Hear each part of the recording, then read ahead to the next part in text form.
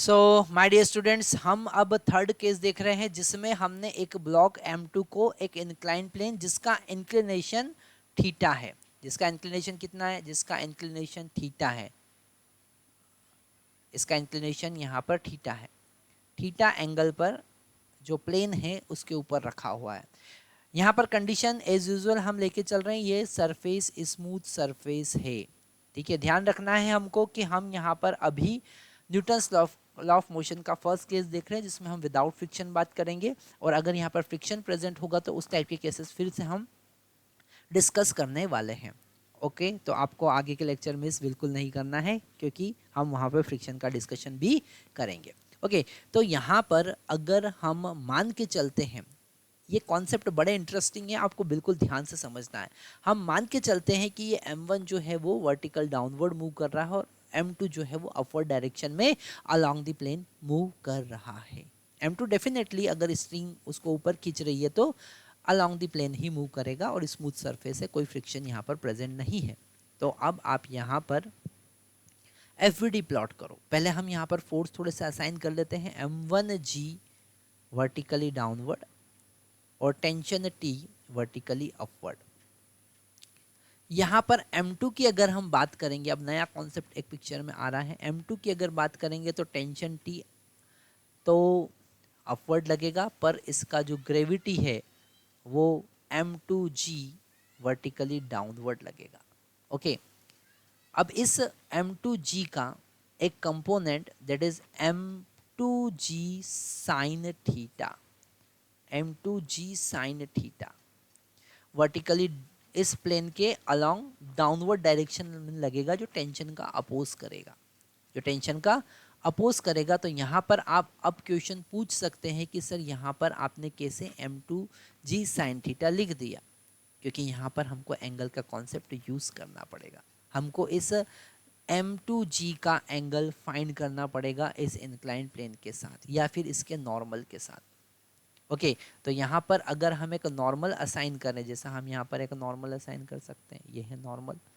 Okay, और इसके opposite जो फोर्स होगा इस M2G का जो कंपोनेंट होगा, M2G का एक कंपोनेंट वट इस प्लेन के जस्ट परपेंडिकुलर होगा, that is M2G cos theta. आपको एक बात बता दूं कि यहाँ पर अगर इस M2G को मैं थोड़ा सा आगे एक्सटेंड करता हूँ, ध्यान से समझना है, M2G को अगर मैं आगे थोड़ा यहाँ पर एक्सटेंड करता हूँ, दिस इज आपका M2G। ओके, तो this angle will be 90 minus theta. ये जो एंगल अभी मैं पॉइंटर से आपको बता रहा हूँ, ये एंगल 90 माइनस थीटा होगा क्योंकि ये एंगल थीटा है, and this angle will become now theta.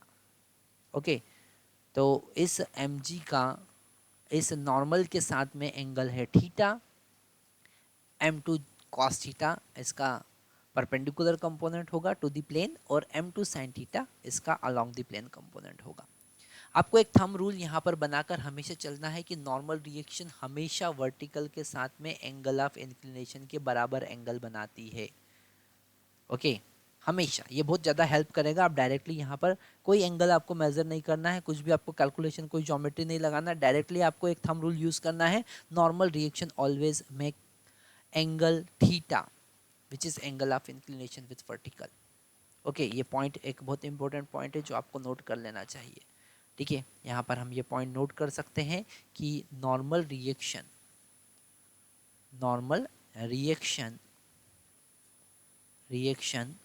Always make theta, theta क्या है, angle of inclination, angle of inclination,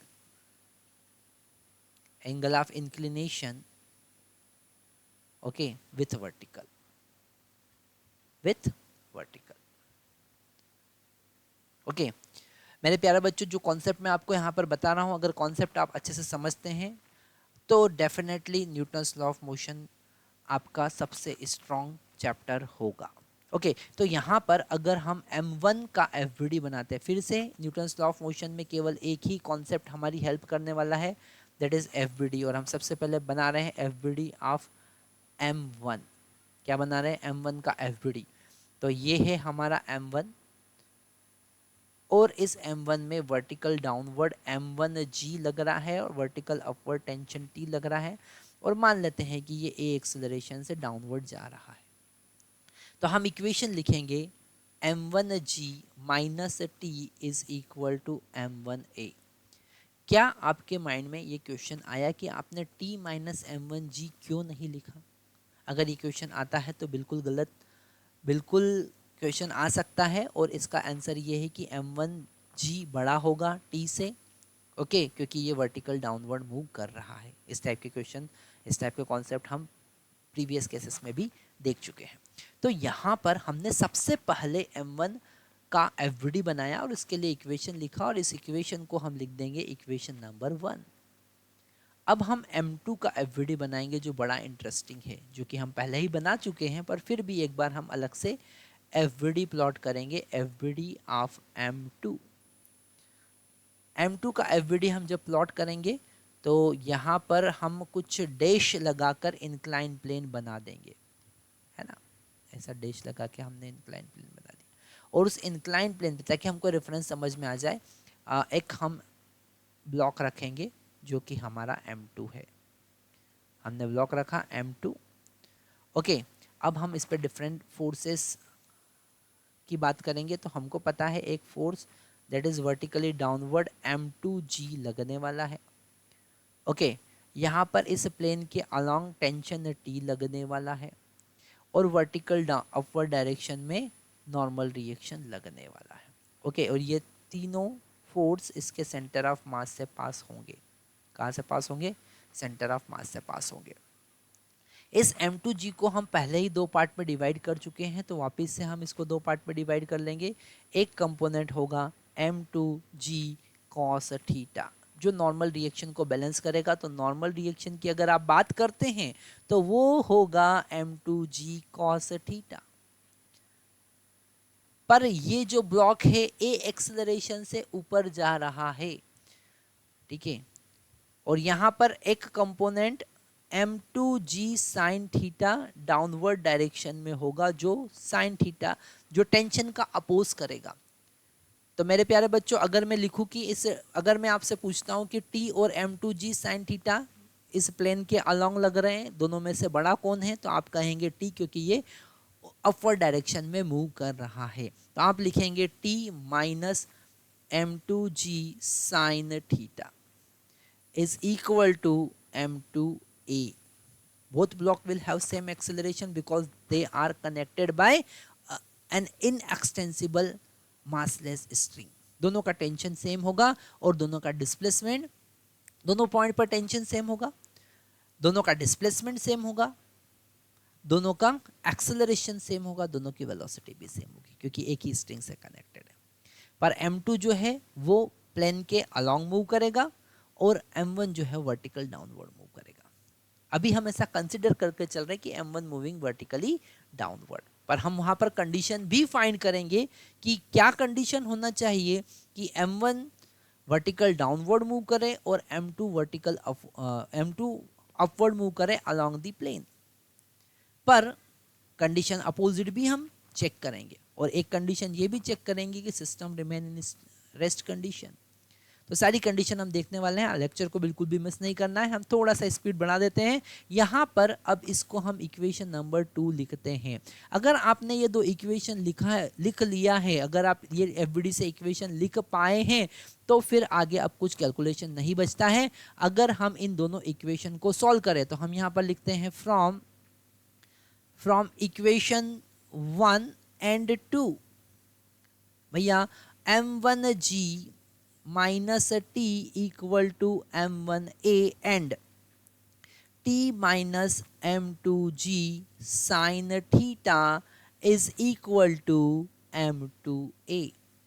Now if we are adding these two equation, definitely this t will cancel out और हमको मिलेगा m1 minus m2g sine theta is equal to m1 plus m2 in the bracket, and a will be common. So this a acceleration now will become, what will be the a acceleration? That is m1 minus m2 sine theta into g divided by m1 plus m2 divided by m1 plus m2।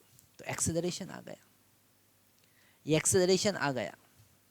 और अगर आपको tension find करना है तो आप क्या करेंगे, इन दोनों इक्वेशन में किसी में भी a का वैल्यू पुट करेंगे and you will get tension. तो वो टेंशन का वैल्यू मैं डायरेक्टली यहां पर लिख देता हूं, this tension T is equal to, this tension T is equal to m1 into m2। Okay, हमें थोड़ा सा स्पेस ज़्यादा चाहिए, एक बार हम चेक कर लेते हैं। ओके, तो हम यहाँ लिखेंगे T is equal to, this T is equal to m1 m2 in the bracket 1 plus sine theta into g divided by m1 plus m2। Okay, this is value of tension T। अब आप पूछेंगे कि sir आपने तो directly लिख दिया, हमको तो यहाँ पर ये समझ में ही नहीं आया। ठीक है, तो ये वाला टास्क आपको खुद को परफॉर्म करना है और क्वेश्चन बिल्कुल भी माइंड में नहीं लाना है कि सर आप सॉल्व करके क्यों नहीं बता रहे हो। अगर हम आपको सॉल्व करके बताएंगे तो आपकी प्रैक्टिस बिल्कुल भी नहीं होगी। आप एक बार खुद से ट्राई करेंगे, डेफिनेटली आंसर आने वाला ही है अगर आपके बेसिक मैथमेटिक्स के कॉन्सेप्ट क्लियर हैं, आपके मल्टीप्लिकेशन डिवीजन क्रॉस मल्टीप्लिकेशन के कॉन्सेप्ट अगर क्लियर हैं, इक्वेशन सॉल्व करने का मेथड आपको आता है, तो आप डेफिनेटली दिस टी का वैल्यू फाइंड कर सकते हैं। फिर भी अगर आपको कोई डाउट आता है यू कैन आस्क। ओके, तो यहाँ पर ये कॉन्सेप्ट अभी यहीं खत्म नहीं होता है, ये कॉन्सेप्ट अभी बाकी है। अभी हम यहाँ पर कंडीशन चेक करेंगे और कंडीशन चेक करने के लिए हमको स्लाइड पर नए स्लाइड पे जाना पड़ेगा। तो जो हमारे पास रिजल्ट आया है पहले हम वो रिजल्ट लिख लेते हैं। रिजल्ट हमारे पास में आया है मेरे प्यारे बच्चों, जो रिजल्ट आया है वो आया है acceleration a is equal to m1 minus m2 sine theta, okay, into g divided by m1 plus m2। अब यहाँ पर मैं आपको एक बात बता दूं कि अगर ये एक्सेलरेशन पॉजिटिव है मतलब आपने जो डायरेक्शन कंसिडर किया है वो बिल्कुल सही है। इसका मतलब ये है कि m1 वर्टिकली डाउनवर्ड मूव करेगा और m2 अपवर्ड मूव करेगा if this a is greater then 0। और ये a ग्रेटर देन 0 कब होगा? ठीक है, if first case, listen carefully, it is very very important case. First case when a is greater than 0, कब 0 होगा? जब m1 is m2 sin theta से बड़ा होगा। यही टर्म कंडीशन यहां पर देगा। क्यों? क्योंकि यहां पर बीच में नेगेटिव साइन है, इसके कारण ही ये एक्सेलरेशन पॉजिटिव, नेगेटिव या फिर 0 हो सकता है। इसलिए हम यहां पर कंडीशन केवल इस ऊपर वाले टर्म से ही चेक करेंगे, this m1 should be greater than m2 sine theta. तो ये डायरेक्ट कंडीशन हमको यहां पर समझ में आ रही है। If this m1 is greater than m2 sine theta then m1 moves vertically downward, m1 moves vertically downward, okay, vertically downward. तो यहां पर ये कंडीशन है, आप कंडीशन चेक कर सकते हैं कि कौन सा ब्लॉक नीचे मूव करेगा, कौन सा अपवर्ड मूव करेगा, using this condition. Now the second condition, अगर this a2 is less than 0, इसका मतलब क्या है? इसका मतलब है m1 less than m2 sine theta. कैसे होगा नेगेटिव? जब m1 छोटा होगा, ये second term m2 sine theta से, तो ही तो एक्सेलरेशन नेगेटिव होगा। और एक्सेलरेशन नेगेटिव होगा मतलब कि हमने जो डायरेक्शन कंसिडर किया था उसके अपोजिट डायरेक्शन ही सही होगी। मतलब m1 moves vertically upward, moves upward, वो अपवर्ड मूव करेगा। So this is the condition. अगर ये कंडीशन सेटिस्फाई होती है क्वेश्चन में तो आप यहां पर डायरेक्टली इस M2 को डाउनवर्ड मूव करवा सकते हैं। और third very important condition, this equal to 0, मतलब कि M1 is equal to M2 sine theta. अगर ये कंडीशन होगी तो क्या होगा, सिस्टम रेस्ट में रहेगा। दोनों ब्लॉक किसमें रहेंगे, blocks are in rest. Okay, अब यहां पर क्वेश्चन कैसा बन सकता है, हम एक एग्जांपल यहां पर लेके चलते हैं। अगर हमारे पास में एक इंक्लाइन प्लेन है और एंगल ऑफ इंक्लिनेशन यहां पर 30 डिग्री दे रखा है, कितना दे रखा है, 30 डिग्री, और इस पर हमने एक 10 kg का ब्लॉक एक स्ट्रिंग के थ्रू पुली के ऊपर एक m मास के ब्लॉक से कनेक्ट किया है। क्वेश्चन है find value of m, find m so that ताकि this system remain in rest, so that system s oblique s system remain in rest, rest में रहे भैया।